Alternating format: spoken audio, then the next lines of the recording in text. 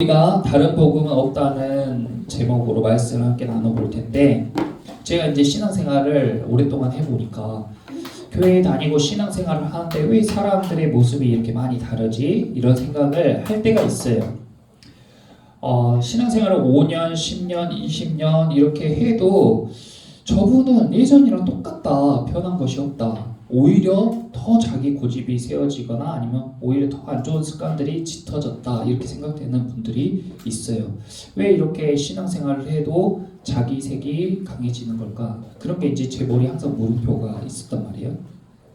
그리고 예수님을 믿으면은 진정한 자유와 쉼과 평안이 있다고 늘 강단에서 이야기하는데, 어째서인지 내 삶에는 쉼이 없고 평안이 없고 똑같은 것 같아.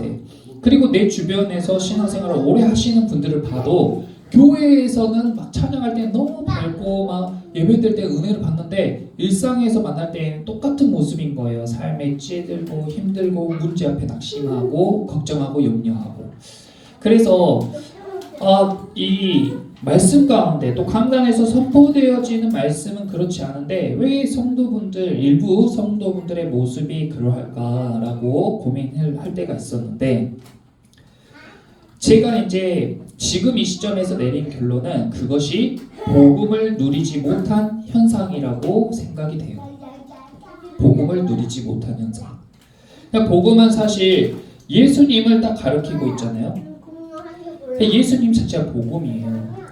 그래서 예수님께서 길이고 진리고 생명 되시기 때문에 예수님을 따라가면 길이 명확해지고 자기가 가고자 하는 곳으로 잘 갈 수가 있고, 또 삶 가운데에 이게 맞나 저게 맞나 혼란스럽지가 않고, 진리 대신 예수님을 붙잡으면 혼란스럽지가 않고, 그리고 내가 살아가면서 점점점 힘이 빠지고 나약해지고 죽어가는 것이 아니라 생명 되신 주님을 붙잡으면 붙잡을수록 점점 더 힘이 생기고 생명을 공급받고 생명력이 넘치는 삶을 살게 되는 거예요. 그런데 다른 복음을 붙잡고 살아가는 사람들은요, 이게 완전 반대죠.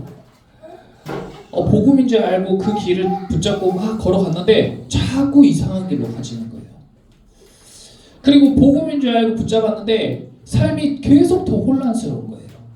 그리고 복음인 줄 알고 붙잡았는데 점점점 나이가 먹을수록 시간이 갈수록 죽음에 대한 두려움이 나를 사로잡는 거예요. 생명이 점점 사라지는 거예요. 다른 복음을 붙잡고 살게 되면 그렇게 되는 거예요. 그래서 우리가 삶을 살아가면서 염려와 걱정으로 막 붙들려가지고 살아가게 되는 거예요. 바울이 갈라디아 성도들을 보면서 이런 것들 때문에 이상하게 되는 거예요. 오늘 본문에 그리스도의 은혜로 너희를 부르신 이를 이같이 속히 떠나 다른 복음을 따르는 것을 내가 이상하게 여기노라. 이거 굉장히 순화해서 표현한 건데, 바울이 이 이상하게 여기노라 이 말은 너무 황당하다. 어떻게 그럴 수가 있냐. 내가 너희에게 전해준 이 복음이 얼마나 값진 것이고 얼마나 좋은 것인데 너희가 그렇게 허무하게 복음을 떠나서 엉뚱한 방향으로 갈 수가 있냐. 내가 정말 너무 어이가 없다. 당황한 모습을 강하게 필요로 한 거예요. 이 바울이 갈라디아 교회에서 목회할 때까지만 해도 성도들이 얼마나 신실하고 얼마나 정말 잘 신앙생활을 했고, 또 바울이 전한 복음을 얼마나 사모했던지 이 갈라디아서 4장에 나와 있는데, 잠깐 우리 성경을 조금 넘겨가지고 갈라디아서 4장을 한번 봐볼게요. 갈라디아서 4장 13절에서 16절을 보시면,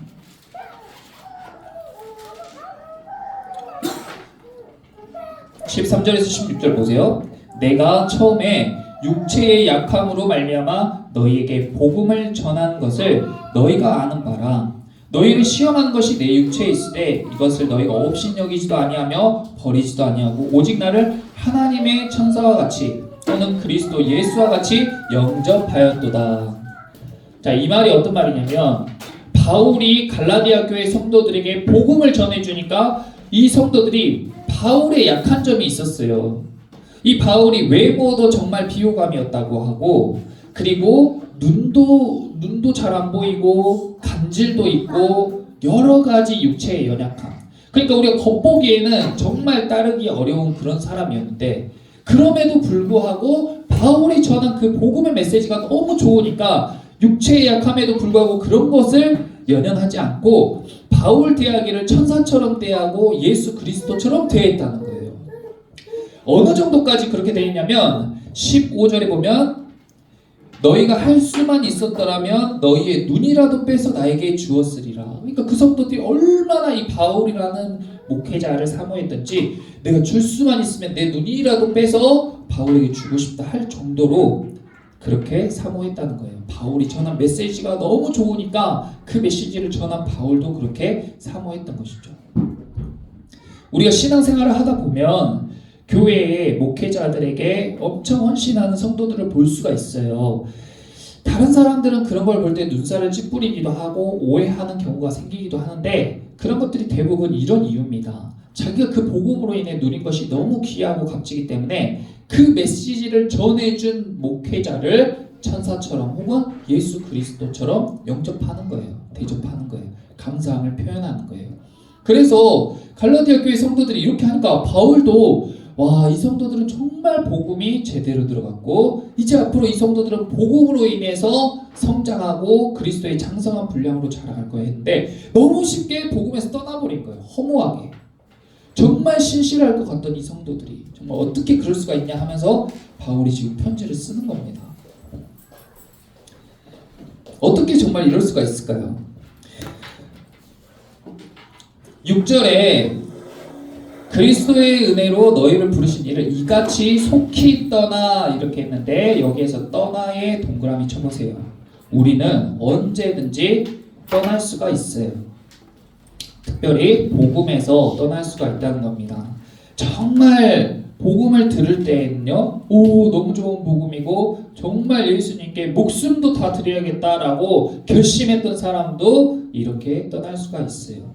이렇게 예수님을 떠나는 것을 성경에서는 실족이라고 말하는데, 그러니까 이 발이 헛디뎠다, 잘못 디뎠다, 잘못된 길로 갔다 이런 뜻이죠. 실족하게 된다는 것은 자기가 교회를 계속 다니건 안 다니건 실족할 수가 있다는 겁니다. 복음에서 떠나면 실족했다라고 이야기하는 거예요. 교회를 안 나와버리는 사람도 있어요.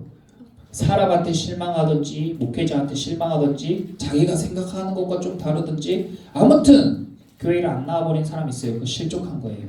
또 교회에 나와 있는데 자기 식대로 신앙생활을 하는 사람도 실족한 거예요. 이 실족에 대해서 성경은 여러 가지 설명을 하고 있는데 우리 같이 한번 실족에 대해서 몇 개 말씀을 한번 봐볼게요. 그만큼 우리가 실족하지 말아야 된다고.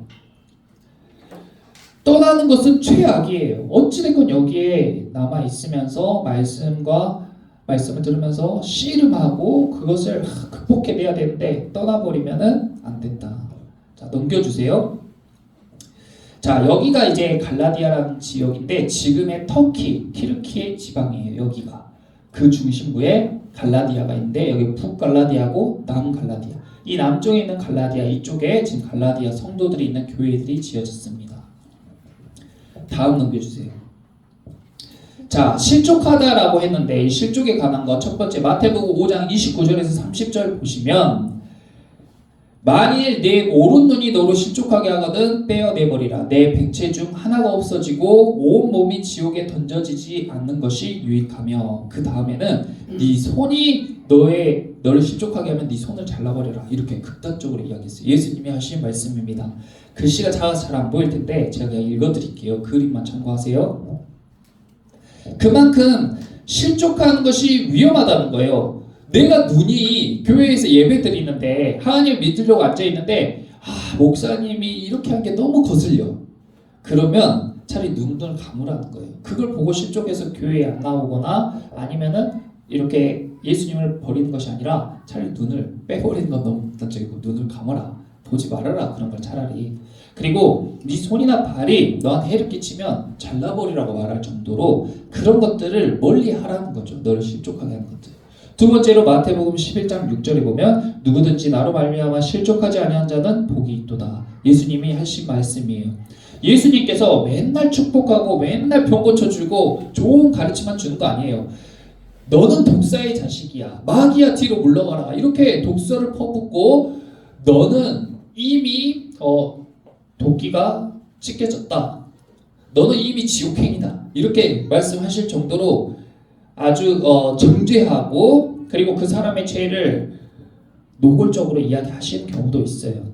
그러니까 그런 걸 들으면은 마음이 불편하고 진짜 왜 이렇게까지 이야기를 하나. 만약에 이 목회자의 입을 통해서 그런 걸 이야기를 할 때, 그리고 목회자는 여러분의 상황을 모르기 때문에 말씀을 묵상하고 전달하는데 저 목사님이 내 이야기 안 해? 나를 놓고 이야기 안 해? 이렇게 오해하는 경우도 있고. 그러니까 예수님으로 말미암아 실족하지 아니한 자는 복이 있도다. 이게 연결되는 것이죠. 다음, 그리고 실족에 관해서 제일 많이 나온 이 내용이 바로 이 내용인데, 마태복음 18장 6절에 보면 누구든지 나를 믿는 이 작은 자 중 하나를 실족하게 하면 차라리 연자 맷돌이 그 목에 달려서 깊은 바다에 빠뜨려지는 것이 나으리라. 정말 이 말씀이 이렇게 살벌해요. 연자 맷돌은 우리가 아는 이런 맷돌도 아니에요. 이런 맷돌도 아니고 엄청나게 큰 말이나 소가 가는 맷돌을 연자 맷돌이라고 해요. 근데 저걸 목에 걸어놓고 물에 그냥 깊은 바다에 던져버리는 게 내 옆에 있는 믿는 사람을 실족하게 하는 것보다 낫다는 거예요.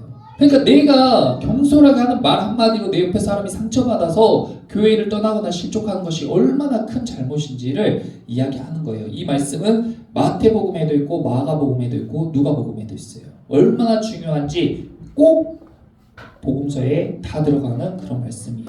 그러니까 우리가 서로 말 조심하고 행동도 조심해줘야 돼요. 서로를 위해서. 저도 조심하겠습니다.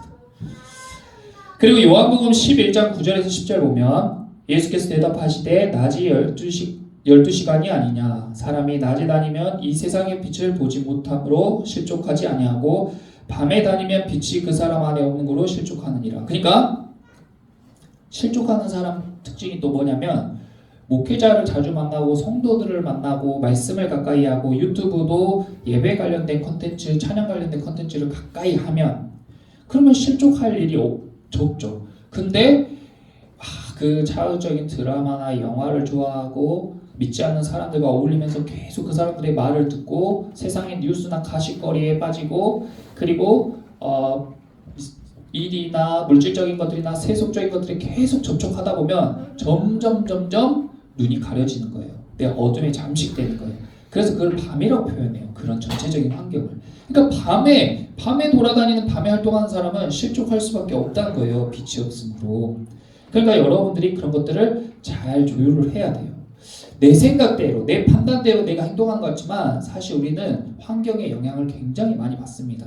그래서 죄를 지을 것 같은 곳은 아예 애초에 안 가면 되는 거예요. 그러니까 제가 남자니까 만약에 어떤 여자의 유혹을 받을 것 같으면 아예 애초에 그 여자가 있는 곳을 안 가거나 그런 환경을 안 만들어야 돼요.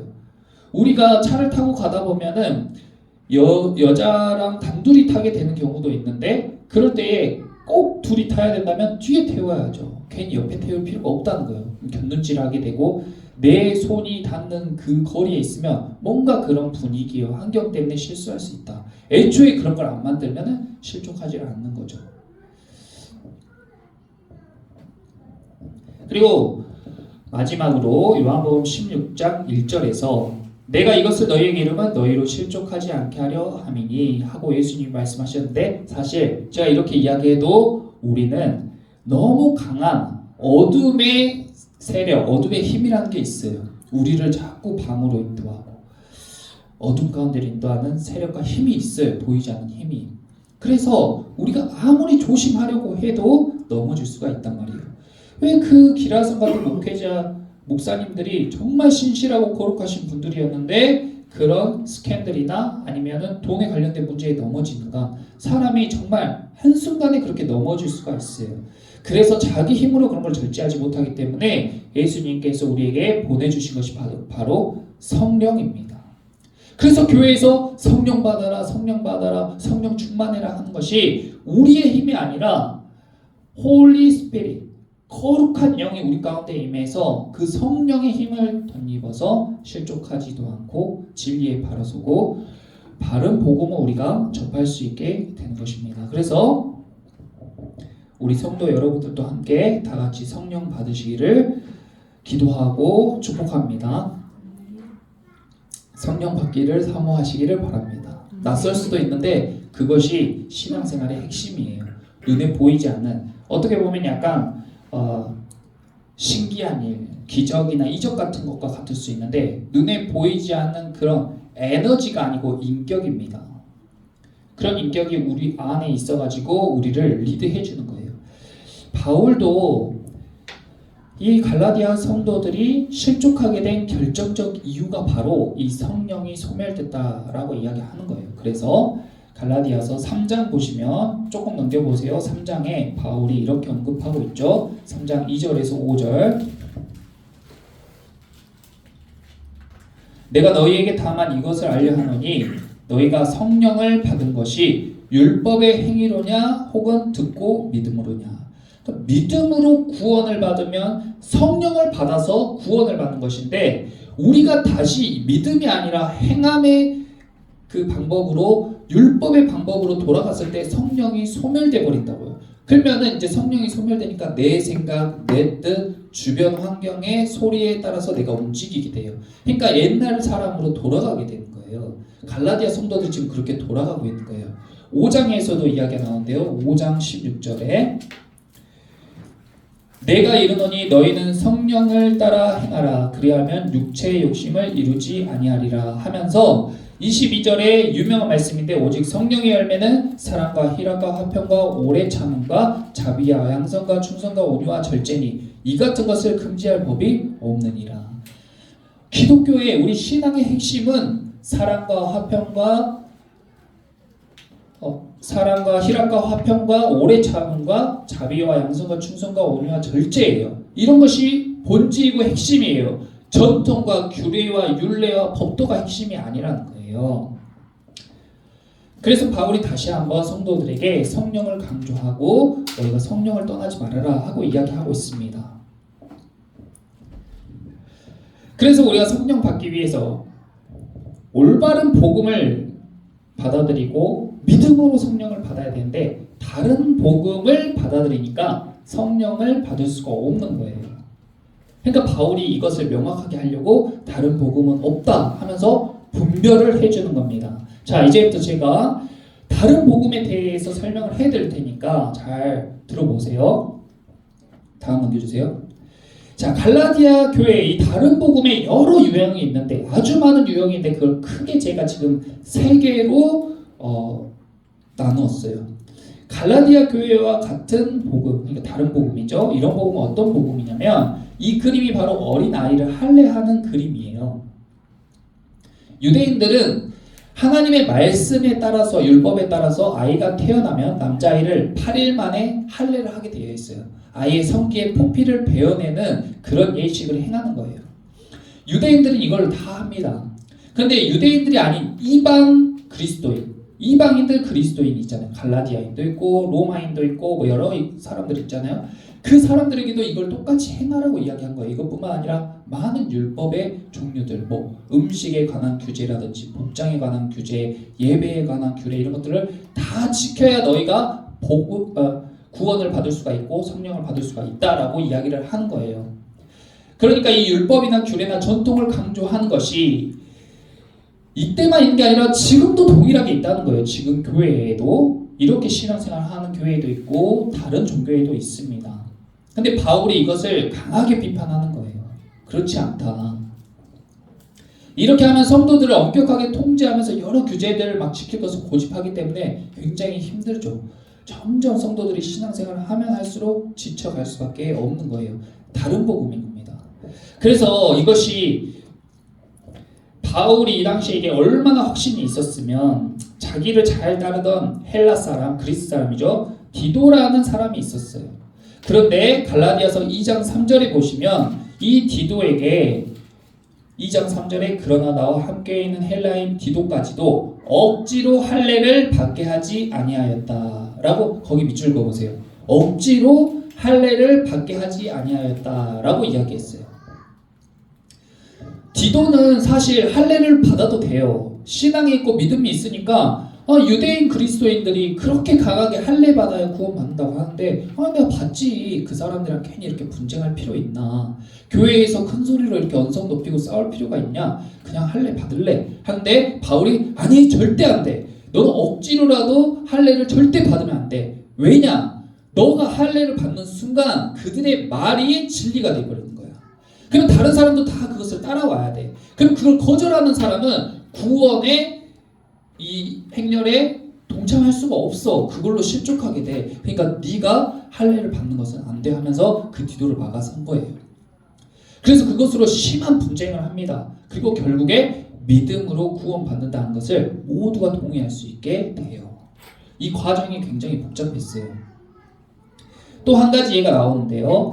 2장 11절에 보시면 게바는 베드로입니다. 게바가 안디옥에 이르렀을 때에 책망받을 일이 있기로 내가 그를 대면하여 책망하였노라 하면서 쭉 이야기가 나오는데 이 이야기가 어떤 이야기냐면 이 베드로라는 사람은 예수님의 제일 수제자예요.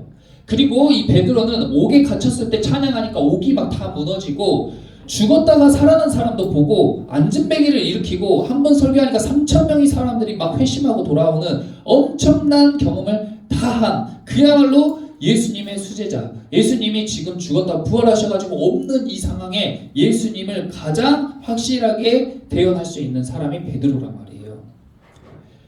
근데 바울은 아직 인정받지 못한 무명의 사도예요. 근데 이 바울이 베드로를 책망했다는 거예요. 제가 이제 막 개척한 개척교회 목사인데 서울에 엄청 큰 유명한 교회 목사님을 사람들이 다 있는 데서 목사님 그건 아니죠. 그건 복음이 아닙니다. 목사님이 틀렸어요 하고 이야기한 그런 사건이 있었다는 거예요. 그게 어떤 사건이냐면 베드로가 바울과 함께 있을 때 이방인들과 함께 식사를 하고 있었어요. 근데 원래 유대인들은 이방인들과 함께 식사하는 것을 굉장히 불결하게 여겨요. 이 유대인이 아닌 다른 이방인들을 짐승처럼 여긴단 말이에요. 그래서 같이 식사를 하지 않아요. 근데 베드로는 복음을 받아들였기 때문에 이제 이방인들과 함께 하나님께서 이방인도 구원하시길 원하시구나 하는 것을 경험한 사건이 있었어요. 그래서 그 이후로 이방인들과 함께 식사를 막 하는데 그런데 12절 봐보세요. 3장 12절, 2장 12절 야고보에게서 온 어떤 이들이 이르기 전에 게바가 이방인과 함께 먹다가 지금 함께 먹고 있어요. 그들이 오매 그가 할례자들을 두려워하여 떠나 물러가매. 베드로가 막 그 사람들이랑 같이 먹다가 야고보는 예수님의 동생으로 그 당시 교회 지도자입니다. 야고보가 보낸 그 사람들이 오니까 현장에 오니까 베드로가 깜짝 놀라가지고 일어나서 막 입 닫고 같이 밥 안 먹은 것처럼 하고 있는 거예요. 바울이 보니까 아니 저분이 지금 뭐 하는 행동이지? 하고 14절에 그러므로 나는 그들이 복음의 진리를 따라 바르게 행하지 아니함을 보고 모든 자 앞에서 게바에게 베드로에게 이르되 네가 유대인으로서 이방인을 따르고 유대인답게 살지 않으면서 어째서 억지로 이방인을 유대인답게 살라고 하냐 하면서 꾸짖은 거예요. 아니 너는 유대인처럼 살지도 않으면서 이방인이랑 같이 먹고 마시고 내가 다 봤는데 한두 번도 아니고 계속 그렇게 살면서 왜 이방인들한테는 유대인처럼 할례 받으라고 하냐. 너가 완전은 말이랑 지금 행동이랑 맞지가 않다 하고 그 자리에서 대놓고 꾸짖은 거예요. 그러니까 대단히 담대하죠. 이것은 지금으로 따지면요. 제가 이제 우리 성도분들이 술을 한 잔씩 하는 분들이 있으니까 성도님들 술 먹는 건 구원과 큰 관계가 없어요. 저도 한 잔 할 수 있습니다. 꼭 먹어야 되는 상황이면 저도 마실게요. 하고 이제 술자리에서 같이 술을 한 잔 다 마시고 있대. 갑자기 저희 지방의 목사님들이 그곳을 지나간다는 소식을 듣고 제가 있다고 막 온다고 하니까 제가 갑자기 막 깜짝 놀라서 술자리에서 일어나서 막 입 닫고 술 안 마신 것처럼 하고 그거랑 똑같은 거예요. 그 심각한 상황이죠. 베드로가 심각한 상황이잖아요. 그런데 바울은 너무 이 복음에 대한 확신이 있기 때문에 그건 틀렸어. 이건 맞아를 정확하게 말하는 거예요. 다시 우리 본문으로 돌아가서 그래서 바울이 1장 8절에 그러나 우리나 혹은 하늘로부터 온 천사라도 우리가 너희에게 전한 복음 외에 다른 복음을 전하면 저주를 받을지어다 하고 강력하게 말할 수 있는 거예요. 내가 말한 복음 외에 다른 말을 하면 다 저주를 받을 거야. 다 틀렸어. 다른 사람뿐만 아니라 우리의 동그라미 쳐보세요. 우리에는 누구도 포함돼요? 나도 포함돼요. 내가 지금 한 복음이랑 나중에 생각이 달라져서 다른 복음을 전하면 나도 저주 받을 거야. 그러니까 이 복음에 다른 건 절대 없어 하고 너무나 명확하고 확실하게 지금 복음에 대해서 이야기하고 있는 거예요. 그러니까 유대인들이 이야기하는 이런 율법과 규례의 전통을 강조하는 거, 교회의 전통을 강조하는 거, 교회의 규칙이나 유교식 문화를 강조하는 것은 복음에는 맞지 않다. 이보다 더 진짜 같은 다른 복음도 있는데요. 다음 넘겨주세요. 이것은 자유주의의 영향을 받은 복음이라고 해요. 그러니까 요즘 시대에 영향을 받은 복음이죠. 다른 종교들 대표적으로 일부 카톨릭, 대다수 카톨릭이긴 한데 대다수 카톨릭이나 그다음에 불교, 그 외에 여러 종교나 그다음에 이단들, 신천지, 뭐 하나님의 교회 이런 사람들이 제일 강조하는 게 뭐냐면 사랑이에요. 교회에서 물론 사도 바울이 그 중에 제일은 사랑이니라 했으니까 사랑이 중요하죠. 요한 사도도 사랑을 중요했어요. 그런데 사랑함으로 구원받는 게 아니에요. 믿음으로 구원받는 거예요. 그것이 굉장히 미묘한 차이면서도 중요한 차이입니다. 이렇게 사랑을 강조하는 종교들의 특징이 뭐냐면 선함을 강조하고 헌신과 봉사를 강조해요. 그러니까 이 사람들은 지금 신천지가 이 MOU를 체결해가지고 여기에 이제 뭐 천주교, 불교, 원불교 모든 종교 지도자들이 함께 모여서 사진 찍는 건데 이렇게 하나 될 수 있어요. 사랑으로. 그러니까 이 사람들은 서로 부딪히지 않는 거예요. 근데 기독교는 아니라는 거예요. 그것은 다른 복음이라는 거예요. 그러니까 배타적이라고 욕을 먹을 때도 있죠. 그런데 이런 것에 속으면 안 된다는 거예요. 이렇게 자유주의 영향을 받고 사랑을 강조하는 종교들은 겉으로 보기에는 굉장히 좋아 보여요. 일반 사람은 또 웬만한 교회보다 이단들이 훨씬 더 나은 것 같다라고 이야기하는 사람도 있어요. 또는 자기들의 평안을 위해서 예배를 드리기 때문에 교회는 사람들이랑 관계도 하고 사역도 많이 시키고 막 찬양도 하고 율동도 하고 시끄러워. 나는 성당 가서 조용히 미사 드리는 게 좋아. 난 절에 가서 띵띵띵띵 목탁 치면서 산에서 마음 편하게 그게 좋아. 이렇게 생각하는 사람들인데 그것이 아니라는 거예요. 이게 결정적으로 아닌 이유는 뭐냐면 이렇게 신앙생활을 하잖아요. 그러면 구원의 주체가 내가 되는 거예요. 나의 헌신, 나의 봉사, 나의 사랑의 정도가 구원의 척도가 돼요. 그러니까 갈라디아서 1장 5절에 영광이 그에게 세세토록 있을지어다 아멘 이랬는데 예수님께 영광이 세세토록 있을 것이라고 이야기했는데 왜냐하면 예수님을 통해서 우리가 구원받았으니까 영광이 예수님께 있는 거예요. 그런데 나의 사랑의 정도, 나의 헌신, 나의 봉사, 나의 헌금, 나의 노력으로 인해서 구원을 받으면 그 영광이 다 내 몫이 되는 거죠. 그러니까 자기 중심적인 신앙생활. 이단들을 봐도 겉으로는 저렇게 봉사활동도 하고 헌신도 하는 것 같지만 그 이면에 보이지 않는 이면에서 이루어지는 정말 그런 생각지 못하는 그런 행동들, 그런 현상들이 나타난다는 거예요. 그러니까 사랑으로 구원받고 헌신으로 구원받는다고 생각해서는 안 된다는 겁니다. 또 이보다 더 진짜 같은 다른 복음도 있는데요. 다음 넘겨주세요. 이것은 우리와 같이 복음주의 교회들 안에서 볼 수 있는 다른 복음. 이 파이 차트를 보시면 여기에 젊은이들이 교회를 떠나는 이유에 대해서 이렇게 조사를 했는데 교회 운영에 실망했고 교역자에게 실망했고 평신도 지도자에게 실망했고 대부분이 실망했다는 내용이에요. 그리고 이것은 과다한 헌신. 왜 이런 현상이 일어났냐면 우리가 속한 교회에서요 예수님을 믿는 믿음으로 구원을 얻는다고 했는데 교회 생활을 하다 보면 예수님께 순종하고 예수님께 삶을 드려야 구원을 받습니다. 헌신하세요. 그것을 너무 강조하다 보니까 내가 어느새 믿음으로 은혜로 구원받는 게 아니라 너무 그런 것에 눌리게 되는 거예요. 그러니까 내가 들은 메시지, 내가 읽은 성경의 말씀과 계속 부딪히게 되는 거죠. 젊은 사람들은 우리 부모님 세대는 그래도 그냥 이해하면서 계셨는데 젊은이들은 그것을 납득할 수가 없게 되는 거예요. 그래서 아니 이렇게 과다한 헌신 그리고 운영을 막 이렇게 하네 또 목회자가 저렇게 행동하네 또 평신도 지도자가 아니 저분은 장로님인데 목사님인데 권사님인데 말을 저렇게 하고 행동을 저렇게 하네, 이런 거에 실망받아서 떠난 사람이 대다수라는 거예요. 근데 저는 이렇게 과다한 헌신과 이런 실망감들로 떠나는 젊은이들을 너무 많이 봤어요. 그러니까 너무 마음이 안 좋았어요. 그런데 이게 정말 미묘한 차이예요. 그러면 어떤 사람들은 그러니까 뭐 헌금도 하지 말고 교회에서 봉사도 하지 말아라 그러는데 그것도 잘못된 거예요. 그래서 어떻게 이해해야 되냐면, 이걸 제가 이제 묵상을 많이 했는데 어떤 것으로 이야기하면 우리 성도분들이 잘 이해할 수 있을까 묵상을 했는데, 저희가 그 지난주에 우리 승찬이 아버님이 예매해 주셔가지고 야구장을 다녀왔거든요. 그래서 야구로 설명하면 좋겠다 생각이 들었어요. 다음 넘겨주세요.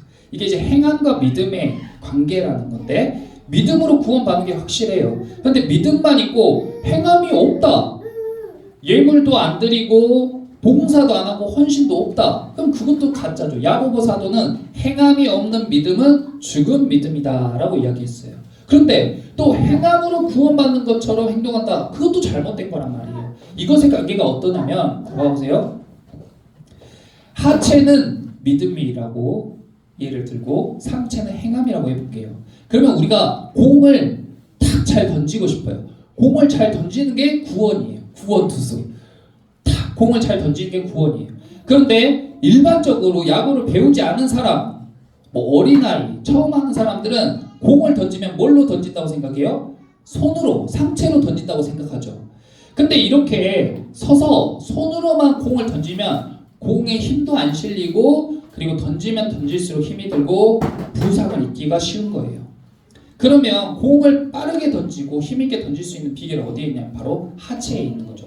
그러니까 하체를 정확하게 사용해서 이 하체에서부터 오는 힘으로 손끝에 힘을 탁 전달하면 공이 빠르고 강하게 팍 하고 이 글러브에 꽂히게 되는 거예요. 마찬가지로 믿음으로 구원을 받으면 행함이 저절로 따라오는 거예요.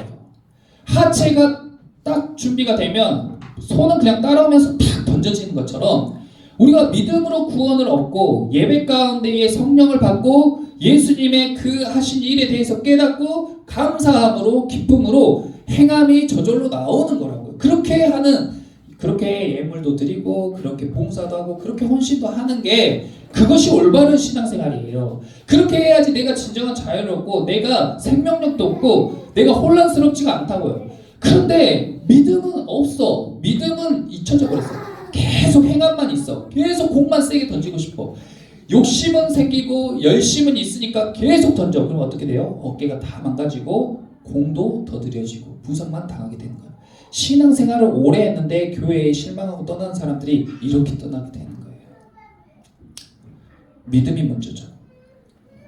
그래서 바울은 야, 너네 그렇게 하다가 몸상하고 실족하게 돼. 왜 그렇게 내가 알려준 복음이 아니라 다른 복음으로 갔어? 빨리 돌아와야 돼 하고 이야기하고 있는 거예요. 다음 넘겨주세요. 그래서 결론은 1장 10절입니다. 오늘 읽은 본문 마지막. 이제 내가 사람들에게 좋게 하랴, 하나님께 좋게 하랴, 사람들에게 기쁨을 구하랴. 내가 지금까지 사람들의 기쁨을 구하였다면 그리스도의 종이 아니다. 그러므로 결론은 뭐예요? 내가 그리스도의 종이다 라는 말이에요. 여러분들 다 그리스도의 종이 되시기를 축복합니다. 네, 이럴 때 아멘 해주셔서 너무 감사해요. 이렇게 딱 케미가 잘 맞아요. 근데 우리가 대부분 종이 되세요 하면은 거부감이 확 들잖아요. 이제 마지막 결론으로 이 그리스도의 종에 대해서 제가 말씀드리고 이 말씀을 마무리하려고 해요. 이 그리스도의 종이 되는 것이 얼핏 듣기엔 굉장히 불편한 말인데 내용을 알고 나면 이게 얼마나 큰 은혜이고 감사한 일인지 우리가 알 수 있게 돼요. 사람은 누구나 다 종 노릇을 하게끔 태어났어요. 한 사람도 예외가 없습니다. 그래서 히브리서 2장 15절에 보면 또 죽기를 무서워함으로 한평생 매어 종 노릇하는 모든 자들을 놓아주려 하심이니. 그러니까 죽기를 무서워해서 우리는 종 노릇하게끔 태어날 때부터 그렇게 태어났어요. 또 무엇이든지 우리는 무엇에든지 종이 되어 그 종으로 살아가요. 그래서 우리가 종이 아니라 막 주인이 되고자 하는 갈망이 우리 안에 강하게 있는데 이것을 표현한 단어가 바로 자유예요. 자유. 그래서 우린 자유롭기를 원해. 종살이를 안 하고 싶어. 근데 난 종살이를 하고 있거든. 그래서 사람들은 언제나 자유를 원하고 내가 언제쯤 자유로워질까 하는 것을 갈망하는 거예요. 그런데 우리 시대 이전에는 이 자유보다 더 가치 있게 여겼던 게 뭐냐면 선과 정의였습니다. 내가 어떻게 선하게 살까? 내가 어떻게 정의롭게 살까가 인생의 가치였어요. 근데 우리가 사는 지금 이 시대는 자유와 평등의 시대가 됐어요. 그래서 사람들이 더 자유를 갈망하고 평등을 갈망해요. 다음 보여주세요. 그래서 사람들이 자유에 대해서 오해하는데 최근에 파리 올림픽을 개최할 때 개막식이거든요. 이게 지금 우리 시대의 자유와 평등을 어떻게 생각하는지 적나라하게 보여주는 그 자유와 평등의 극이라고 보시면 됩니다. 예수님을 이렇게 패러디해가지고 예수님을 깎아내리고 뭐 트랜스젠더부터 동성애자 뭐 여러 사람들 성에 대해서 개방적인 모든 것에 대한 자유를 외치는 그런 모습이에요. 그런데 이게 굉장한 자유에 대한 오해라는 거죠. 자, 예를 들어볼게요. 이렇게 살면 행복한가? 우리가 행복하자고 평안을 얻자고 진정한 삶 가운데 안식을 누리자고 지금 그런 거잖아요. 근데 이렇게 살면 그러면 행복하냐? 한 예를 들어볼게요. 제가 학교 다닐 때에는 학생들에게 술, 담배, 성관계를 하지 못하게 가르쳤습니다. 왜냐하면 이 시대에는 선함과 정의가 중요한 시대였기 때문에 이게 선과 정의라고 생각했어요. 그런데 지금 시대에는 선과 정의보다 뭐가 더 중요한 시대라고 했어요? 자유와 평등. 그래서 학생들에게 자유와 평등이 더 중요하니까 야, 너네 자유가 더 중요하고 너네도 평등해야 돼. 그러니까 너네 하고 싶은 대로 술과 담배와 성관계를 자유롭게 해. 그래서 지금 교육할 때에는 학생들에게 그런 걸 다 자유롭게 하는 거예요. 학생 인권 조례 그런 거예요. 차별금지법 이런 게. 근데 그렇게 됐을 때 그러면 학생들이 행복하냐? 행복할까요, 학생들이? 처음엔 좋죠. 아, 술도 마실 수 있고 담배도 마음대로 피고 막 이 사람 저 사람이랑 관계도 하고 심지어 같은 성끼리도 막 관계를 하고 그런 걸 막을 사람이 없으니까 좋죠. 그런데 그 다음은 어떻게 돼요? 그 다음에는 중독이 돼요. 술에도 중독돼요. 담배도 중독돼요. 성관계에도 중독이 돼요. 그래서 이것이 좀 심해지니까 내 몸에 이상이 오네. 이것이 심해지니까 내 생활에 지장이 있네. 이것이 심해지니까 나한테 좀 안 좋은 영향이 있네. 끊고 싶다 했을 때는 어때요? 끊을 수가 없다. 그것을 바로 종 노릇이라고 이야기하는 거예요. 이것만 있는 게 아니라 우리 삶 가운데 이렇게 끊을 수 없는 게 너무 많아요. 우리한테 매여 있는 거. 어쩔 수 없이 해야 되는 거. 일도 그렇잖아요. 일도. 어쩔 수 없이 해야 되잖아요. 즐겁게 하는 사람보다 어쩔 수 없이 하는 사람들이 더 많잖아요. 그걸 종 노릇이라고 표현한다고요. 그런데 예수님을 믿으면 복음이 우리에게 주는 혜택이 뭐냐면 종 노릇을 그만하게 해준다고요. 예수 그리스도를 믿으면 구원을 받으면 종 노릇을 그만하게 해준다고요. 술과 담배와 관계를 끊을 수 있게 해준다고요. 그 외에 많은 것들, 우리를 묶고 있는 거, 내가 진짜 하기 싫은데 어쩔 수 없이 하는 거, 습관, 나의 행동, 나의 주변 관계 이런 것들이 회복이 되는 거예요. 좋은 모양. 그것이 바로 복음이에요. 그것을 하기 위해서 예수님이 십자가에 달리시고 돌아가시고 부활하셨다. 이게 바로 그리스도의 복음이에요. 다음 넘겨주세요. 그래서 사도 바울은 로마서에서 이렇게 이야기한 거예요. 우리 같이 한번 읽어봅시다. 시작. 그리스도 예수 안에 있는 생명의 성령의 법이 죄와 사망의 법에서 너를 해방하였음이라. 할렐루야. 그러니까 예수님의 생명의 성령의 법에 매어 달린 사람은 그리스도의 종이라고 표현해요. 그 외에 다른 사람들은 죄와 사망의 법에 묶여 있어요. 궁극적으로는 죽음을 두려워하면서 종노릇 하는 거예요.